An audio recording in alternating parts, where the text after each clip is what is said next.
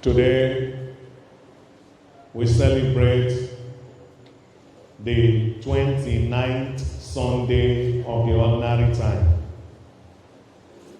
And the theme of our reflection today is titled, Christianity and Politics. Christianity and what? Politics.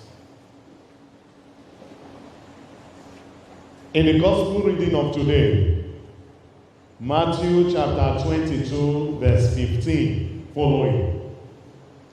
The Pharisees and the Herodians are a group of persons who are in opposition to each other. They are never in agreement on anything. But in this particular Bible passage, they came to agreement on one thing. And what was that? To entrap Jesus. They put a question to Jesus so that they will entrap him in what he will say. Is it lawful to pay tax to Caesar or not? I told somebody, I said one of the things that we need to be careful in life, one of the things we need to be careful with in life is what? Our words. What you say. Why? Because what you say can either destroy you or make you. There are people who are always looking for opportunities to do what? To pin you because of what you say from your mouth. And this tactics was used by the Herodians and who? The Pharisees. And what was the tactics? They brought religion and politics together. And that was what they threw at Jesus. And look at how they began. They began by telling Jesus that he is a good man, that he is a man that teaches the truth. You know, when somebody wants to catch you, he'll start by praising you. And that is why I tell my friends, when people start praising you, run. Because it's actually what? A trap in order to do what? To catch you. They started by praising him. You are a man on who says the truth. You have no fear of any man. You do not even regard the opinion of any man. You are strictly about God. And they put further, please tell us, what is your view? Is it lawful to pay tax to Caesar or not? Politics and what? Religion. If Jesus had said, yes, pay tax to Caesar, you know what would have happened? He would have discredited himself. Why? Because as at this time, the Romans were the colonial masters of the Jews. And the Romans made sure that every Jew will pay a tax. There are 3 types of taxes that are being paid as at that time. The ground tax, that is what you call owoile. When they say so owoile, ground tax, that for those who are farmers, for those who are into agriculture, for those who are into all forms of trade, you will some owoile, ground tax. The second tax is the one that every male Jew is made to pay. Then the third one is the poll tax, that all Jews are made to pay the poll tax. As long as if you are a man, from 14 years to 65 years, you will pay this tax. If you are a woman, from 12 years to 65 years, you will do what? Pay this poll tax. And that was what they came to Jesus. Is it lawful to pay this tax? Now, if Jesus had said yes, that would have discredited him. That would have meant that Jesus is in support of the Romans. He is a betrayer. He is a traitor. And that would have caused Jesus a lot of damage to his reputation as at that time. Why? Because the people saw him as what? A prophet. They saw Jesus as a prophet. They saw Jesus as a religious man, taking into account that the kind of system that the Jews were in operation with at that time is this system of what? Theocracy. That God alone is supreme. That God alone is the king. So if you accept that the taxes should be paid, it means you are recognizing that there is another king who is what? Caesar. Now, if Jesus had gone on to say, do not pay the tax, it is not lawful to pay the tax, there are Roman soldiers standing nearby. Immediately they will do what? They will arrest him. Why? Because they will accuse him of creating a revolution, a revolt against the Roman authority. So when they ask Jesus, is it lawful or not? Because Jesus is wisdom personified. Jesus is wisdom itself. He understood where they were coming from. And he said, give me a coin. Give me the money with which you pay this tax. And they brought a coin and gave it to him. And he asked them, whose inscription is this? They say, Caesar. He said, give to Caesar that which is Caesar, and give to God that which is God's. This statement has been misunderstood by so many people. And sometimes people use it to justify their selfish and inordinate desires. And say, well, the Bible says, give to Caesar that which is Caesar, and give to God that which is God. Sir, what is the true meaning of this statement? This statement was not just a statement of fact. This is a principle of life that Jesus established on that day. When he said, give to Caesar that which is Caesar, give to God that which is God. What that presupposes is that Jesus at that time declared that there are two types of citizenship. There are those there are citizenship of the earthly kingdom, and there is citizenship of the heavenly kingdom. The citizenship of the earthly kingdom is the country or state where you belong. You are a citizen of that country, then you must do that which is expected of you as a citizen of that country. And also, because you are a Christian, you are also a citizen of heaven. It therefore means that each and every one of us have dual citizenship. We have citizenship of the country where we live in, and we are citizens of what? Of heaven. And what Jesus is saying is that these two citizenship are not in contradiction with each other. Give to Caesar that which is Caesar. Give to God that which is God. It therefore means that Jesus is expecting that the Christian must be a man who is a good citizen of his country. Why? Because you hold to the country you belong to. You hold that country for the peace that your country provides for you. You hold the country you belong to for the security that that country provides for you. You hold the country you belong to for the water, the electricity, the good road, and the facilities that your country provides for you. So when Jesus said, give to Caesar that which is Caesar, Jesus is saying you must be a law-abiding citizen of your country. You must be a law-abiding citizen of your country. Which therefore means that you must participate. You must give your country all it takes to continue to maintain the stability, peace, and justice that that country provides for you. But when you look at the situation of the country where we belong to, Nigeria, can you say that indeed I owe this country anything? Why? Because the country where we belong to is a country where there is no electricity. A country where we have so much oil and so much money, and here there are no good roads. You can see the road leading from Alakija down to Navy Town. Terrible. Sometimes you stay on that road 3 hours, 4 hours. There was a day I stayed on just from Alakija to Navy Town. I was frustrated. A country where there are no amenities. A country where the health sector is bastardized, a country where things are not working, a country that you can define as a hopeless situation, a system that has failed. A system that has failed not just our citizens, even the future citizens. We are sure that this system will still fail them.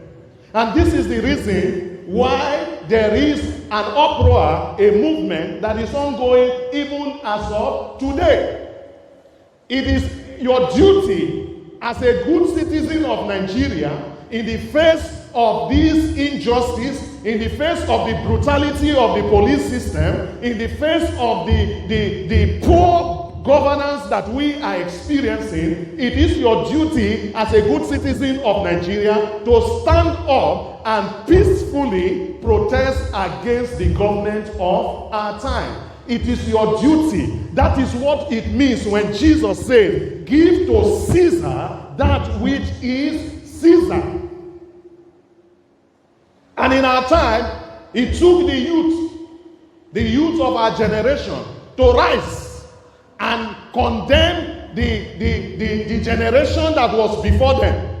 It took our youth. Every day you hear that the youth are the future leaders of tomorrow. But in our generation, in our country, youths are no leader. The same people who were 30 years, 29 years, 27 years, when they took over in independence, they were young men. 27 years, 28 years, 29 years. Gowon was 29 years when he was the president of Nigeria. They were young men. They still rule till today. And that is why the young men and women of our time have risen to say, enough is enough. Enough is enough. Give to Caesar that which is for Caesar. As a good citizen of Nigeria, this is the time to rise. This is the time to peacefully say no to the powers that be. I am not saying that you go into that with violence. No. I am saying that it is time for our young men, it is time for our young women, it is time for our young boys, it is time to rise. Not just for our sake, but for the sake of our children's children. So that Nigeria will be the country that we truly desire. A place where we will find peace, happiness, and security. A place that we truly, truly care for our own citizens. Give to Caesar that which is Caesar's. Being good citizens of this country. To rise. I know that there are some people who will say, there's no need for you to join them. Just stay at home. You keep your children at home. There's no problem. Those of us who want to give up our life for this country are ready to go out on the street and do what? And protest peacefully. Why? Because the generations before us have failed us. Our elders have done what? They have failed us. And that is why the country is where it is.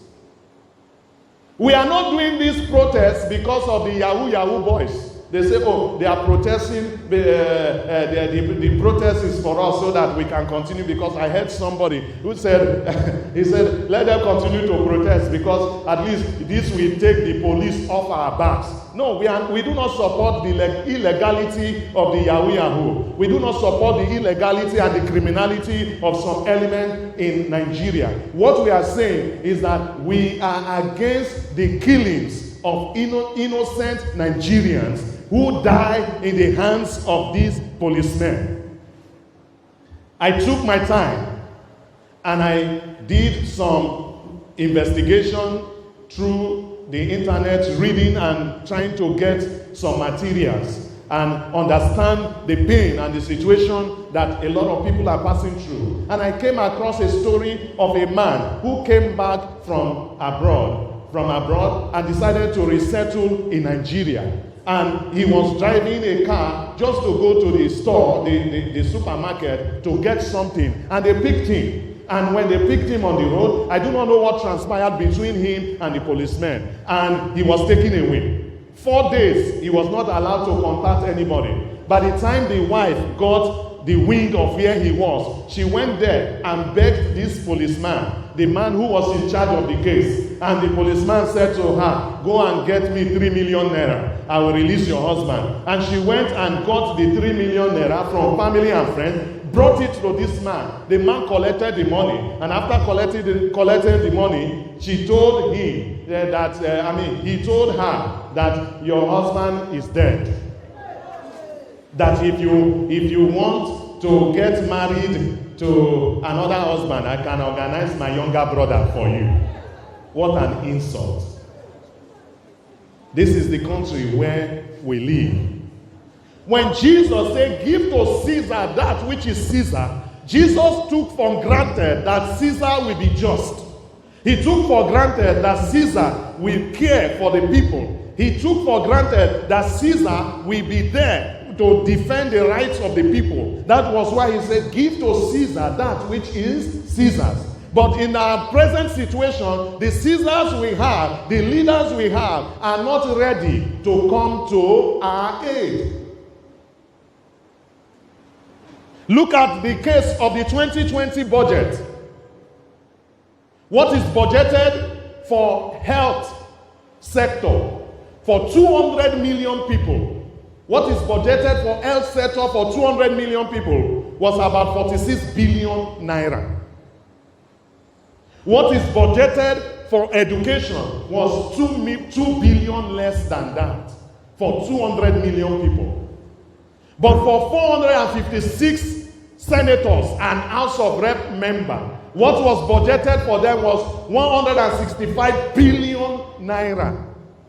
Just for 400 people. They are not up to 500, 450 something people.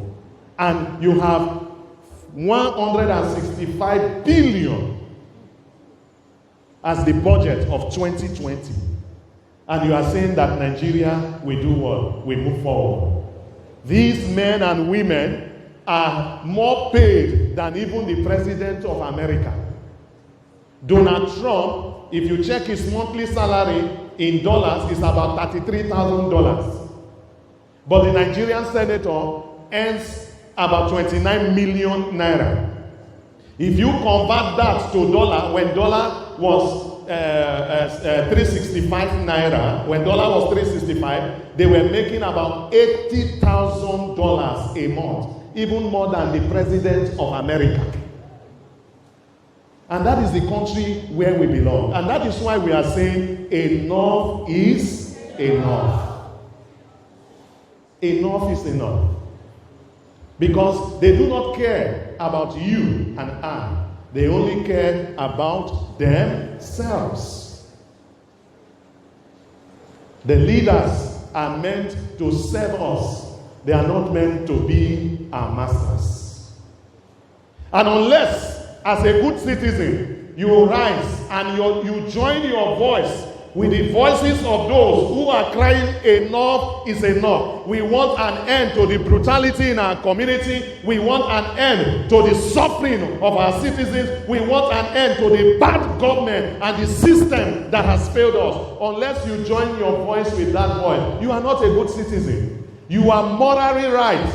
You are morally bound to protest peacefully against this kind of government that we have today. Give to Caesar that which is Caesar's. Yes, we are meant to be good citizens of the state or the country where we belong. We are also meant to be good citizens of where? Of heaven.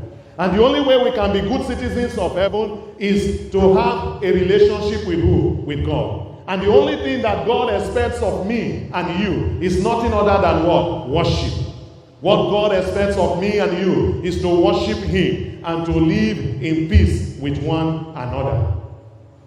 My dear friends, the words of Jesus in today's gospel says, give to Caesar that which is Caesar's and give to God that which is God. The question is, where do you belong? How do you give to the Caesar of our time? Are you a good citizen? of our country, Nigeria, of our own present situation. Or you just want to hold your hand and allow the decadence and the corruption and the injustice to continue.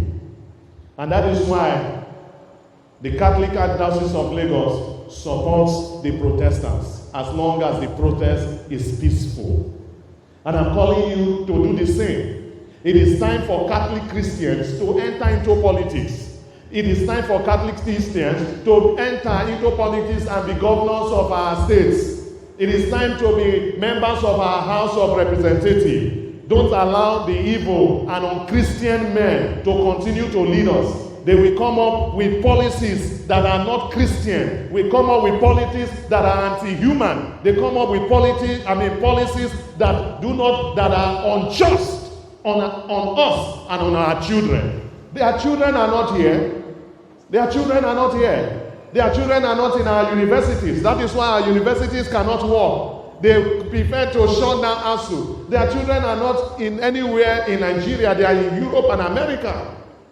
When they are sick, they do not come here. They travel out for their health for their health checks. The hospitals that are not working are for people like me and you, who do not have the kind of money they have to travel out. There was one of them who, I do not want to mention the name. I read a story about him, came back from exile when Nigeria became independent and fought to become the governor of a particular state.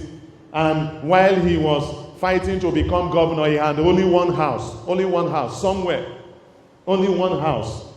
But after 8 years of him becoming governor, he became one of the most richest men, one of the richest men in our country, who owns so many properties and land. And you ask yourself, where did he get that kind of money from? Corruption. The system is bad. And to give to Caesar that which is Caesar, we all must rise and condemn it. If you cannot join them, I go join them. But if you cannot join them to protest on the street, please join them on your handsets, on the social media. Spread it so that the powers that be, we know that it is not them who have the power, it is the people who have the power. May God bless his words in our heart through Christ our Lord. Amen.